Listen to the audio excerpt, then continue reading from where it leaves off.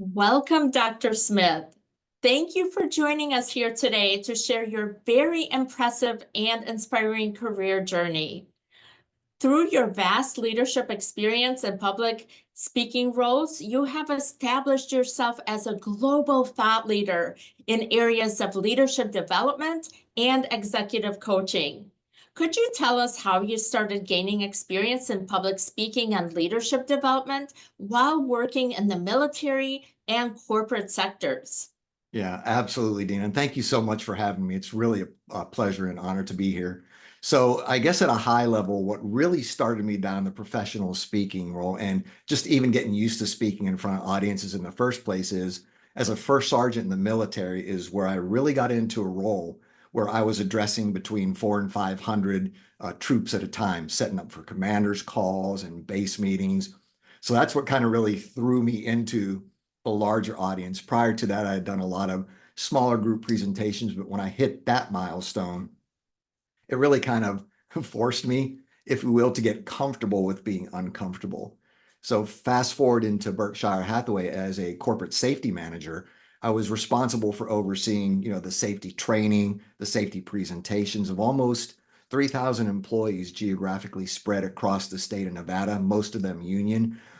So between those two things, and then eventually I got a mentor, a professional speaking mentor, while I was still working full time to kind of hone my skills and then prepare me for the transition into one day walking away from corporate and then starting my own business. So that's kind of a little bit of the evolution. Absolutely. It sounds like you had really some unique opportunities through your military experience and also finding a mentor along the way. And as part of your work roles, being able to fine tune your public speaking skills. And how did you begin your public speaking career while working as a corporate training manager? So that was really one of the things that I had to focus on. So again, it was actually the corporate safety manager, but responsible for the training. So what I really had to do was when I first stepped into that role was again find a mentor, not only a public speaking mentor, but someone in that corporate safety kind of world who is already doing safety training and briefings and getting the buy-in, the belief, and creating the culture at a much higher level, right? So finding that mentor of someone who was doing something that I wanted to do and was in a position where I wanted to go. So that was kind of the first thing. I think the second thing that really helped me was embracing the fear of putting myself out there, right? So I knew my job very well, but when we all step into that new experience or that new exposure, right? Being a first time manager or leader or even speaker, trainer, professor, when you're new to that kind of world, the mind and the fear can do a lot of damage to holding you back. But one of the things my mentor told me is you are the expert at what you're doing, where you are. That's how you got into the position. So embrace it, just go with it, right? Mistakes along the way are nothing but stepping stones and learning points on the way to success in whatever context that is for us. So between those two things, and then, like I said, finding that speaking mentor who could specifically help me in that area was huge to contributing and making a difference. So I would say a combination of those three things is what really propelled me. And then the farther along you go, the more comfortable and the more confident you get, which then just allows you to step up your game even more. Absolutely. Stepping outside of your comfort zone, no matter at which level a person might be at, but taking that risk and finding people who believe in you and can inspire you and coach you and help you move forward. And you also started presenting at colleges and universities. Can you tell us a little bit about that? Yeah, absolutely. So one of the things when I started my own business, I have ties to the local university here in Las Vegas, so UNLV, and that's really where I kind of went and initially just volunteered, right? So some pro bono stuff again, just to get the experience and the exposure. So I went and met with professors in schools where I thought my knowledge, my background, and my experience would be applicable to not only the student body, but even to the faculty and staff. So I just went and introduced myself. And, it's one of those things, if you don't take the chance or take the opportunity, opportunities are just like a carton of milk, right? They expire eventually. Like it's not always going to be there. And the longer you wait and hesitate, the more mind games you can play on yourself. Right? I think Zig Ziglar always used to say it's the start that stops most people. Right? So we're just waiting for everything to line up or for everything to be perfect or until we get that next education or that next certification or. But I just went and dove in. Again, I had a mentor that tell me that. And through those just reaching out to, again, where I thought I could leverage and use and contribute value through my background and my experience, that really kind of helped open the door. So it was an area that I was comfortable with and I knew, right? So I didn't try to go outside of my knowledge or my expertise. But then again, I painted the picture of value, how I could contribute. I didn't just show up and say, hey, here I am. I'd like to come talk to you all, right? There was a element of value tied to it. This is what I would like to do, and this is how it can help. Does that make sense? Absolutely. And establishing that strong professional brand and being able to communicate how you can help others, right? How you can offer value to your audience. Mhm. And Dr. Smith, how did your PhD in IO psychology and commitment to lifelong learning help you advance as a public speaker, establish yourself as a thought leader, and start your own executive coaching business? Well, that's a really good question. I'm so glad that you asked it because when I first started to go after my PhD program, I didn't exactly know what I wanted to do. So I just picked a specialization and a program that I thought sounded interesting and kind of aligned with what I wanted to do. Fast forward to now, I mean, it marries up perfectly. I mean, IO Psych with a specialization in leadership development coaching, it's what I'm blessed to do every day. So it worked out great. The one thing I will say about getting that PhD, and it's amazing. I had a really good professor on my dissertation committee starting out earlier when I was kind of struggling a little bit and really wondering about how to write my dissertation and why I was doing it. And she gave me probably one of the best pieces of advice I'd ever heard, and that was just step into your dissertation because your unique research that you're doing makes you the expert, the authority, and the thought leader on that thing that you're going to study and research.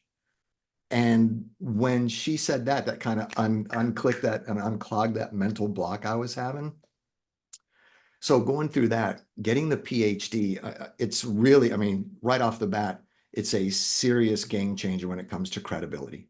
I mean, when people see the PhD or the doctorate either before or after your name, automatically that is tied to credibility, right? Like you said, it shows that you're a thought leader, that you pursue higher education, that you embrace critical thinking, that you don't just do surface level research, that you can really know how to prepare and create and innovate and all those kind of things that corporations and leaders are looking for today. So that really, really was the first thing was credibility. The second thing I think that getting the PhD did for me was to give me a level of self-confidence that I could actually do something that several years ago I thought was kind of unattainable and unreachable, right? Because the statistics are, there's not that big of a percentage of people that actually complete the PhD through the dissertation and actually get it awarded. So the self-confidence boost and again, the credibility that helped to open doors was huge. Now, once the doors are open, then it's on us as individuals to prove our value and our worth.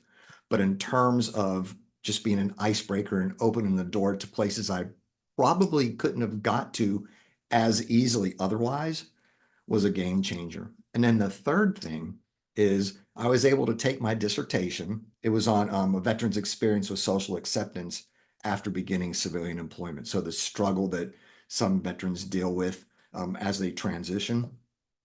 I was able to take that dissertation and found a publisher to help me turn it into a book, right? So we kind of removed some of the academic language and, added some pictures and some personal stories that were relatable. And it actually ended up hitting the bestseller list on Amazon. So again, without the PhD, would I have ever wrote the book? I honestly don't know. So those are the three main things that it did for me. That is incredible. Congratulations on that, publishing your book as well. One thing I wanted to mention is that you really clearly show how you build upon your experience. You build upon your academic journey. So career advancement is all about building blocks and adding more skills and being able to convey those skills. So thank you so much for sharing that. And with everything you had accomplished through the years, what are your future plans? So the future plans are just to continue, number one, getting better at what I do and what I have to offer, right? Always improving, sharpening the saw. As a matter of fact, I just recently, a few weeks ago, got awarded my professional coach credential through the ICF, the International Coaching Federation. So even though, I have the PhD and the experience, I thought it was important, again, as a lifelong learner, to really hone my skills specifically as it relates to coaching. And ICF is a gold standard when it comes to ethics and competencies and values. So I got that and knocked that out of the way. I'm also getting certified in some really amazing assessment tools, which I just got that certification last week. It's Principles U, created by Ray Dalio, Dr. Adam Grant, Dr. Brian Golden, and Dr. Little.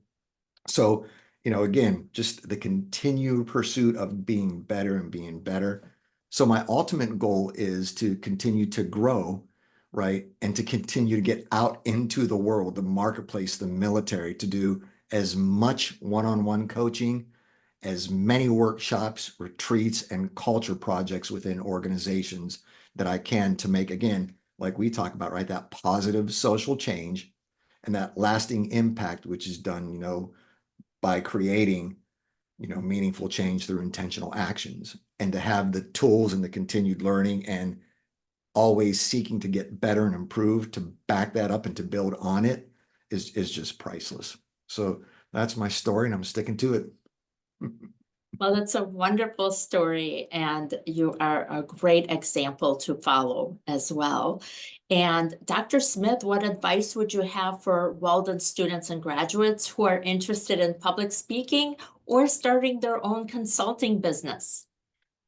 So a really good question. And again, it kind of goes back to a couple of things that I touched on. But again, I think the first and foremost thing is not to be afraid to step out, to volunteer, to speak, to coach, to be on panels, to participate in boards, just anything that you can do to get your name out there within the area that you study, that you represent, that you're an expert in, is just don't be afraid. Step out, ask, network, go to conventions, go to conferences, to meetings. Again, volunteer to be on boards or panels. Anything that you can do to start to build your personal brand and to get your name out there is a huge first step. The second thing I would say is, and again, this is a really, really important one, is to find a mentor in the area or the industry that you really want to pursue and become just amazing at. For me, it was speaking, and I was able to find a seven-figure professional public speaker. I was fortunate enough to become an apprentice to him as my mentor, which just elevated my game. I don't even know how many times. So again, I would say those two things, right? The third thing is, again, have enough confidence in yourself to actually just step and do it. Overcome the fear, beat the little drunk monkey in your brain. Don't let that stop you and just go after it. Because again, the more you go after it, the more experience you have, the more you will find that it's not as bad as you thought it would be. And the more you'll believe in yourself, which then just kind of brings the full cycle around to confidence, capability, and just being able to step into who you're called to be. Thank you for your inspiring story here today, Dr. Smith, and for sharing your incredible accomplishments. Your commitment to excellence truly make you a role model to follow, both as a thought leader and also as a social change agent. So thank you so much for joining us here today. Thank you very much. I do appreciate your time, and it's been an honor and pleasure. It really has. So thank you.